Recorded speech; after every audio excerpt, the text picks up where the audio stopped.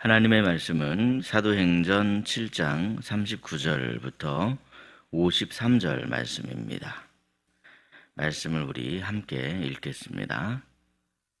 우리 조상들이 모세에게 복종하지 아니하고자 하여 거절하며 그 마음이 도리어 애굽으로 향하여 아론더러 이르되 우리를 인도할 신들을 우리를 위하여 만들라.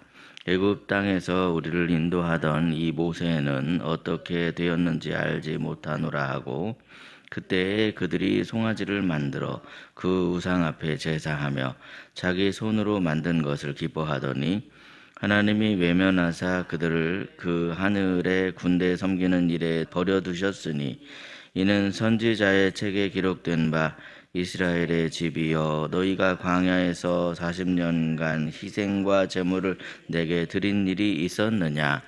몰록의 장막과 신네판의 별을 받들었으며 이것은 너희가 절하고자 하여 만든 형상이로다. 내가 너희를 바벨론 밖으로 옮기리라 함과 같으니라. 광야에서 우리 조상들에게 증거의 장막이 있었으니 이것은 모세에게 말씀하신 이가 명하사 그가 본 그 양식대로 만들게 하신 것이라. 우리 조상들이 그것을 받아 하나님이 그들 앞에서 쫓아내신 이방인의 땅을 점령할 때에 여호수아와 함께 가지고 들어가서 다윗 때까지 이르니라. 다윗이 하나님 앞에서 은혜를 받아 야곱의 집을 위하여 하나님의 처소를 준비하게 하여 달라고 하더니 솔로몬이 그를 위하여 집을 지었느니라. 그러나 지극히 높으신 이는 손으로 지은 곳에 계시지 아니하시나니 선지자가 말한 바 주께서 이르시되 하늘은 나의 보좌요 땅은 나의 발등상이니 너희가 나를 위하여 무슨 집을 짓겠으며 나의 안식할 처소가 어디냐? 이 모든 것이 다 내 손으로 지은 것이 아니냐 함과 같으니라. 목이 곧고 마음과 귀에 할례를 받지 못한 사람들아, 너희도 너희 조상과 같이 항상 성령을 거스르는도다. 너희 조상들이 선지자들 중에 누구를 박해하지 아니하였느냐? 의인이 오시리라 예고한 자들을 그들이 죽였고 이제 너희는 그 의인을 잡아준 자요 살인한 자가 되나니 너희는 천사가 전한 율법을 받고도 지키지 아니하였도다 하니라. 아멘. 오늘도 이른 새벽에 은혜를 사모하여 주님 앞에 나오신 사랑하는 여러분에게 하나님이 예비하시고 부어주신 크신 은총이 가득 넘치시기를 예수님의 이름으로 축복합니다. 오늘 본문은 매우 날카롭고 무거운 그런 말씀입니다. 이 말씀은 누군가를 호되게 채찍질하는 그런 말씀처럼 들릴 수 있지만 사실 지금 우리 자신을 비추는 거울과도 같은 그런 말씀입니다. 본문의 상황은 무엇입니까? 지금 스데반이 재판을 받고 있습니다.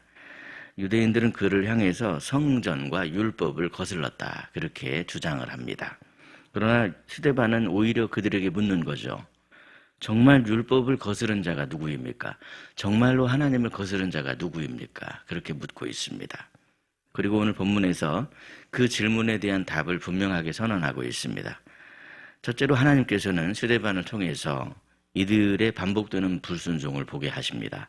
본문 39절 말씀인데요. 우리 39절을 함께 읽겠습니다. 시작. 우리 조상들이 모세에게 복종하지 아니하고자 하여 거절하며 그 마음이 도리어 애굽으로 향하여 아멘. 여기 지금 이 39절 한 절에만 지금 모든 주제가 다 들어 있습니다. 인간의 본성이 어떤 것인가? 하나님이 이들을 구원하셨고 홍해바다를 건너게 하셨죠. 광야에서 만나를 주셨고 반석에서 샘물을 내어주셨습니다. 그런데도 지금 이들의 마음이 어디로 향하고 있다는 겁니까? 다시 애굽을 향합니다. 몸은 나왔는데 마음은 그러질 못한 채로 여전히 옛 삶에 꽉 묶여있더라는 것이죠. 그래서 이들이 아론에게 어떻게 했습니까? 본문 40절을 보니까 우리를 인도할 신들을 우리를 위해 만들라 이렇게 지금 다시 이야기를 합니다. 하나님이 계시는데 이들은 자기 손으로 신을 만듭니다. 그리고는 본문 41절 말씀처럼 이들은 자기 손으로 만든 것을 기뻐하더니 그랬습니다. 이런 게 바로 우상의 특징이라는 거죠. 우상이 뭔가 막 특별해서 우상이라기보다는 내가 만든 것, 내가 통제할 수 있는 것, 그래서 내가 안심할 수 있는 것, 그것을 의미합니다. 그렇습니까? 내가 하나님을 믿는다고 말하면서도 결정적인 순간에 하나님이 아니라 내가 좋아하는 것, 내 경험, 내 계산, 내 기준을 붙잡고 있지는 않습니까? 하나님께서는 지금 이 스데반을 통하여서 불순종이라고 하는 것이 단지 과거의 이야기가 아니다 라고 하는 것을 우리에게 말씀하고 계십니다. 본문 51절에 너희 조상과 같이 라고 하는 이 표현처럼 지금 너희들도 불순종했던 너희 조상들과 똑같다라는 것을 지금 말씀하고 있는 것이죠. 율법을 받았지만 단지 그냥 형식만 남아있고 껍데기만 남아있을 뿐입니다. 때가 참에 메시아가 왔음에도 불구하고 정작 이들은 이 메시아를 받아들이질 않습니다. 불순종은 회개하지 않으면 반드시 다시 반복될 수밖에 없습니다. 혹시 반복되는 불순종이 있다면 십자가의 보혈로 확실하게 끊어버리기를 결단하시며 순종으로 방향을 돌리시는 저와 여러분이 되시기를 예수님의 이름으로 축복합니다. 둘째로 하나님께서는요, 스데반을 통해서 그릇된 성전주의를 깨뜨리십니다. 이스라엘은 이 성전을 아주 중요하게 생각합니다. 성전은 하나님이 계신 곳이다 라고 그렇게 믿습니다. 물론 이 말이 틀린 말이 아닙니다. 문제는 뭡니까 여러분? 모세는 하나님의 명령대로 성막을 만들었고 솔로몬은 예루살렘에 성전을 세웠습니다. 그런데 문제가 생긴다는 것이죠. 사람들이 하나님보다 이 성전을 더 신뢰하더라는 겁니다. 성전 자체가 어느새 우상이 되어버립니다. 성전에 와서 하나님을 만나려고 성전에 와야 되는데 그게 아니라 겉모습만 보고 화려한 겉모습만 보고 하나님이 아닌 성전을 더 신뢰하더라. 그게 잘못된 것이죠. 본문 48절을 보시면 지극히 높으신 이는 손으로 지은 곳에 계시지 아니하시니 그랬습니다. 하나님께서는 이 스데반처럼 믿음이 있는 사람들을 통해서 이렇게 선언을 하시는 겁니다. 지극히 높으신 그분은 손으로 지은 곳에 계시지 않는다. 겉모습, 화려함에 속지 말라는 겁니다. 그리고 이어서 이렇게 말하죠. 49절에 하늘은 나의 보좌요 땅은 나의 발등상이니 너희가 나를 위하여 무슨 집을 짓겠으며 그랬습니다. 여러분 49절 말씀처럼 우리 하나님께서는 건물의 웅장함이라 어떤 건물 외형의 크고 작음에 달려있는 게 아니에요. 거기에 제한되시는 분이 아니십니다. 그런데 왜 이렇게 사람들은 성전에 집착을 합니까? 성전이 있으면 안심이 되기 때문이죠. 형식이 있으면 편안함을 느끼기 때문에 그렇습니다. 그래서 자꾸만 내가 예배드렸다는 사실, 교회에 나왔다는 사실, 형식적으로 종교적인 행위를 했다는 그 사실로 안심하는 그런 모습들을 보일 때가 많습니다. 하지만 여러분, 하나님께서 뭐라고 물으십니까? 내가 정말 그 안에 있느냐? 내가 정말 그 안에 있느냐? 이렇게 우리에게 물으시는 겁니다. 그렇게 물으시는 이유는 신앙이 단지 형식만 남게 되면, 껍데기만 남게 되면 그 신앙은 이미 죽어가는 중이기 때문에 그렇습니다. 신앙이 죽어버리면요, 아무리 화려한 종교 형식이 있다고 할지라도 그것은 아무런 소용이 없는 쓰레기 같은 것이 될 수밖에 없습니다. 그러므로 여러분, 그릇된 형식주의를 우리는 버려야 합니다. 이 그릇된 형식주의를 버리고 살아있는 신앙으로 항상 주님이 내 곁에 계신가? 주님, 나와 함께 동행하길 원합니다. 말씀을 가까이 하시고 항상 물으시는, 주님과 항상 동행하는 저와 여러분이 되시기를 예수님의 이름으로 축복합니다. 셋째로 하나님께서는 스데반을 통해서 성령을 거스르는 자들이 누구인가? 그것을 가르쳐 주십니다. 본문 51절을 보시면 이렇게 말씀하는데 우리 본문 51절 말씀을 함께 읽겠습니다. 시작. 목이 곧고 마음과 귀에 할례를 받지 못한 사람들아 너희도 너희 조상과 같이 항상 성령을 거스르는도다. 아멘. 지금 이 말씀은 이들의 상태를 진단하고 있는 그러한 말씀이죠. 상당히 무겁고 마치 그 채찍으로 탁 때리는 것처럼 그런 말씀을 지금 하고 있습니다. 이들은 겉으로는 할례를 받은 사람들입니다. 율법을 모르는 사람들이 아니죠. 겉으로는 율법을 지키며 겉보기에는 참 경건해 보이는 그런 사람들입니다. 그런데 여러분, 이들의 마음은 어떻습니까? 닫혀 있습니다. 하나님의 말씀 앞에 귀를 열고 마음을 열고 받아들여야 되는데 마음이 꽉 닫혀 있으니까 도무지 말씀이신 예수 그리스도를 받아들이려고 하질 않습니다. 그래서 말씀을 아무리 들려줘도 귀가 닫혀 있습니다. 그 결과 이들이 어떤 모습을 보이는가? 다시 51절을 보시면 항상 성령을 거스르는도다 그랬습니다. 이렇듯 여러분, 이 성령을 거스르는 사람의 특징은 특별히 악해 보이는 그런 사람이 아닐 수도 있습니다. 오히려 겉보기에는 종교적인 그런 모습처럼 보이죠. 말씀을 압니다. 예배도 드립니다. 신앙인의 모습을 갖추고 있죠. 그런데 성령의 음성에는 관심이 없습니다. 왜 그렇습니까, 여러분? 성령의 음성이 어떤 겁니까? 말씀을 통해 자꾸 우리를 찌릅니다. 불편하게 만듭니다. 근데 그 불편함이 싫다는 거예요. 그래서 성령님이 우리를 불편하게 하셔서 우리를 변화시키려고 하는 것을 거부해버립니다. 성령님은 말씀을 통해 우리의 생각에 막 우리를 때로는 찌르게 하고 우리를 아프게 하고 하나님의 말씀은 살아있어 혼과 영구함의 관절과 골수를 찌르는 쪼개는 그런 말씀인데 그걸 막 싫어하는 거예요. 성령님께서는 우리에게 말씀을 통해서 이게 과연 하나님의 뜻인가 아닌가 그걸 물으십니다. 이 길이 과연 생명의 길인가 아닌가 그것을 분별하게 하시는 거예요. 그런데 그걸 받아들이지 못하면 하나님께서 우리를 생명길로 인도해 주시려고 하는 그것을 내가 스스로 막 거부해버리는 그런 결과가 나타나게 되더라는 거죠.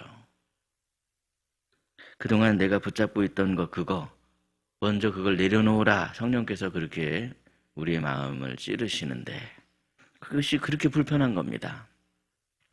세상엔 그러한 불편함이 싫어서 하나님과 멀어지는 사람도 있다는 거예요. 그런 불편함이 싫어서 성령님을 무시한 채 자기 소견에 옳은 대로 하려고 하는 사람들이 있다는 겁니다. 그런 사람들을 가리켜 성령님을 거스르는 자라고 그렇게 말하고 있다는 것이죠. 그러나 여러분 어떻습니까? 자꾸 막 불편해도 말씀이 나를 찌를 때 그럴 때 겸손하게 하나님이 뭐라고 하시는가? 이 길이 생명길이니까 하나님 사랑이시니까 하나님 나를 사랑하셔서 지금 이렇게 말씀하시는 것이니까 이렇게 자꾸만 성령께서 이끄는 쪽으로 방향을 돌이키려고 하는 사람은 성령을 거스르는 자가 아니라는 거죠. 그러나 성령님을 거스르면 결국 어떻게 됩니까? 본문 52절을 보십시오. 선지자들을 박해합니다. 의인을 배척합니다. 그러나 여러분 하나님이 우리를 불편하게 하고 그 말씀이 우리를 불편하게 만드는 것은 그 목적이 우리를 불편하게 하는 데 있는 게 아니에요. 오히려 엉뚱한 방향으로 잘못 가고 있던 우리를 다시 올바른 방향으로 이끄시고 살리시기 위함이라는 거죠. 성령님을 거스르는 사람은 예수님을 제대로 믿을 수가 없습니다. 왜냐하면 성령님이 결국 가리키는 방향은 예수님이니까. 성령님을 거스르는 사람은 예수님이 이끄시는 길을 따라갈 수가 없습니다. 예수님과 함께 동행할 수가 없습니다. 예수님과 함께 걸어가야 그 길이 아무리 좁고 비좁고 오솔길처럼 보여도 그 길이 진짜 천국길이고 그 길이 진짜 생명길인데 거기를 걸어가야 되는데 그럴 수가 없더라는 거예요. 그래서 성령님을 거스르는 사람은 결국 이 생명길에서 벗어나 버릴 수밖에 없습니다. 그렇다면 여러분 과연 오늘 이 말씀 앞에 우리는 무엇을 거스르는 사람입니까? 성령님을 거스르는 사람입니까? 아니면 내가 잘못된 길을 걸어갔던 그 길을 말씀을 듣고 깨달아 거스르는 사람입니까? 우리는 성령님이 아니라 내가 잘못된 길을 걸어갔던 것을 깨닫고 그 길을 거스르는 사람이 되어야 합니다. 그래야 살 수 있습니다. 불편하다고 성령님을 거스르는 그런 사람이 아니라 불편해도 오직 성령님의 인도하심을 따르심으로 예수님을 제대로 믿으시고 예수님께서 이끄시는 생명길을 오늘도 걸어가는 저와 여러분이 되시기를 예수님의 이름으로 축복합니다. 기도하겠습니다. 하나님 아버지, 오늘도 우리에게 복음을 들려주셔서 왜 우리에게 성령님의 음성을 들어야 하는가? 왜 우리에게 예수님이 꼭 필요한가? 그것을 깨닫게 해주시니 참으로 감사합니다. 하오나 주님, 우리 삶을 되돌아볼 때 이스라엘 백성들처럼 불순종이 반복되고 있지는 않는가? 내가 어떤 형식에 안주하고 있지는 않은가? 성령님의 음성을 내가 거스르려고 하진 않는가? 이런 연약함이 있었음을 주님 앞에 엎드려 고백합니다. 이러한 우리의 연약함을 주님 불쌍히 여겨 주시옵소서. 십자가의 보혈로 우리를 덮어 주시옵소서. 다시 한번 사랑의 손길을 내밀어 주시옵소서.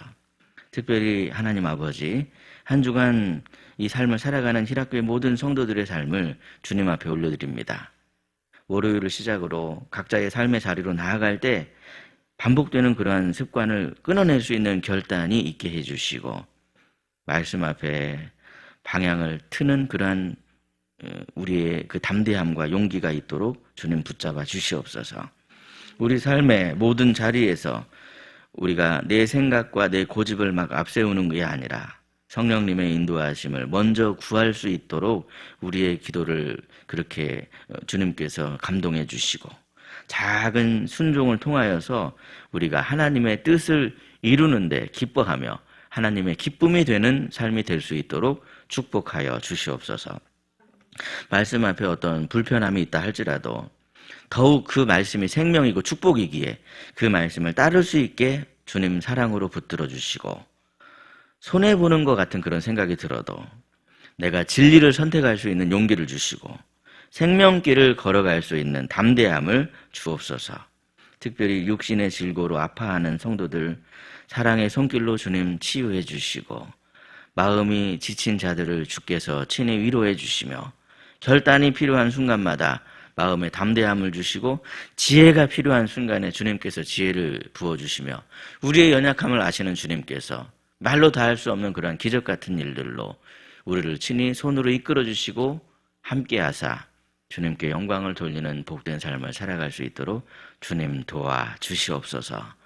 이번 한 주간도 내 소견대로 하려고 하다가 성령님 마음 아프게 하는 그런 삶이 아니라 말씀에 순종하며 성령님의 감동하심을 따라서 그 길을 걸어갈 때 우리 마음에 기쁨이 충만하게 하시고 감사가 충만하게 하시고, 또한 하나님이 행하신 일들을 느끼며 감사하며 고백하는 한 주가 될 수 있도록 붙잡아 주시옵소서.